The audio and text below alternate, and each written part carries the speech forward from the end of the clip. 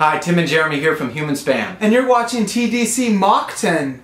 No, it's Moncton. Like a ton of monks. 2,000 pounds of monks. Right now on YouTube. That's a lot. Okay folks, I've got a special treat for you. We've got our own little lady of a gem from New Brunswick. Her name is Lisa Leblanc. She's bilingual. She does most of her singing in French, although she does enjoy an English song once in a while, but her compositions are entirely original. She's currently still studying no, you finished. Yeah, I did. When did you finish? Finished in June. In June. So she's very recent, folks. And tell us what you actually went through in regards to your studies, because I remember you were here in New Brunswick and you won competitions that gained you accolades, recognition, and you managed to get into, I'm trying to remember the name of the school, it's over in Quebec. The École de la Chanson de Granby? C'est ça. Yeah. Yeah. And you actually finished with everything there, so you're touring now. Are you currently working on other projects, recording studio albums, or writing songs?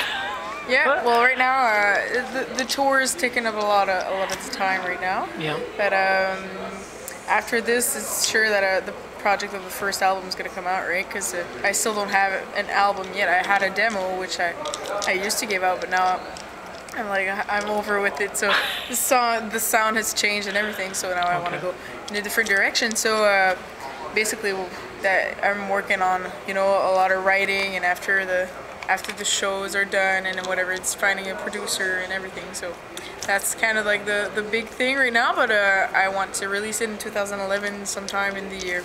Okay. So currently, what are the styles we should expect? Because I remember the album that we had at the radio station at CKUM had 4 tracks on it to actually display your prowess in songwriting, and I remember that there was one particular track I enjoyed because it was so jazzy. Okay.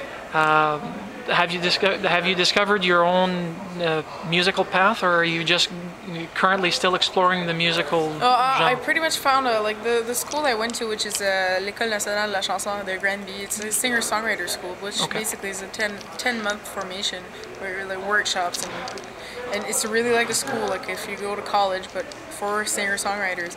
So with that course, you know, it really helped me to just figure out which way I wanted to go and just kind of get everything together, and just so it's a lot clearer now where I want to go. And right now, my style, I'd say, is I call it folk trash, and yeah, so that's the style. It's a little more, you know, it's edgier than it used to be, but still the same essence that I used to have on the demo, just a little more mature, obviously, because I've, you know, 2 years, 3 years have passed, so. Yeah. So, now you're originally from which part of New Brunswick? Because I'm introducing you to people that don't know who you are, so this is your big debut on YouTube. Awesome. So, where were you born? I was born, well, you know, I'm from a small community of 40 people called Rosaireville, which is very close to Rogersville. So. C'est seulement 40 personnes? Yeah. Only 40 people? Yeah, it's a good time. And from after you were, well, of course you grew up in Rosaireville. You probably went to school in Rogersville. And after Rogersville, after you finished high school, you stayed in the province, from what I understand, right? You know, yeah, I did. I stayed over here for about a year after I graduated, and I started playing gigs, and between work and playing some gigs, and I just really started gigging the last summer, and I knew I was going to go to school from September to June, like from September 2009 to June 2010, so basically it was kind of a year that I knew I was going to work, but then I was going to go study. So basically I just played a lot and got some, yeah, so yeah. So are you settling roots in New Brunswick, or are we losing you to another province? I'm between a lot of places, right? Okay. So it's basically a lot of Montreal, New Brunswick kind of stuff going on. So lots of ups and downs, but right now, what I do right now is I go for a month, let's say, to Montreal, and come back here for because basically when I tour and the shows that I get are mostly around New Brunswick and the Maritimes. Like right now, the tour we're doing is a maritime tour all over French communities, right? So for touring and for gigs, I come back here, but I go to work on some other stuff there in Montreal, and I'm probably going to record over there. So it's a lot of up and down between both of them, but I'm still in New Brunswick. Okay. Now, that's great. Apart from your partner right now that you're touring with, any other people that you're planning on possibly joining on stage? Right now, I don't know yet. I'm really open to the whole double liner kind of shows where you have two artists. I love that kind of concept because, you know, well, for me, when I go to a show, right, it's fun to have, like, when you're discovering new talent, it's going to be fun to have, you know, it's like two different universes, right, that are going to be, you know. So I love the whole double duo thing, so I wish I can try it again sometime this year, and, you know, so on. Now, for your current material, you're currently working on your album. It's not yet ready. Yeah. But when it will be released, how would one actually buy it? I'm assuming it's possibly just going to be local distribution, or is it going to be available on iTunes? Oh, it's going to be available on iTunes, and for sure, yeah, you know, everything now, you got to put it on the internet. But sure, there's going to be some CDs, and there's probably going to be a vinyl too, but whatever. It's lots of it's going to be on the internet. Okay. Now, for those that would like to follow your progress and your musical voyage, how would they be able to do so? I know that you've got a fan page, that much I do remember. The fan page is pretty much the way to go, right? Because I do have a MySpace, but MySpace is kind of dying down right now. So you know, and there's plenty of different pages, so things always, you know, go here and there. So the Facebook page is just always going to be there, and once you're a fan, and you get, you know, whatever, right, post some stuff, and so at least you know what's going on.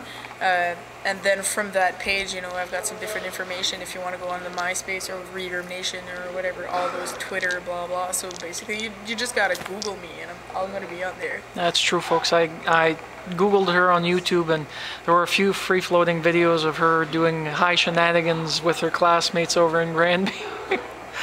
Now,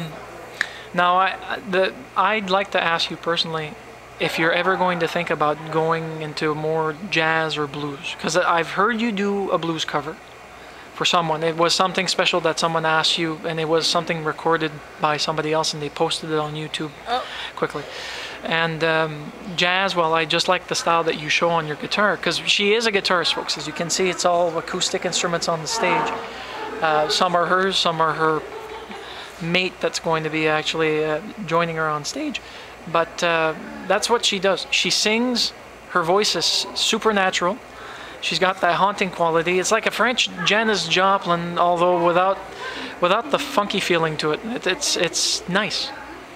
There's no insult to your ears. There's no high pitchiness. There's nothing.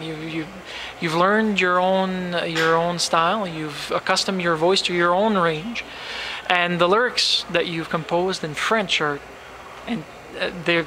I haven't seen anything recent because we haven't heard your new album yet, but I know that you've actually grown with the time that you spent in Granby and the people that you've actually been around, because you've participated with other well-known French Canadian musicians and songwriters and singers for various events. I know at least two of the big ones, which I can't remember the names right now.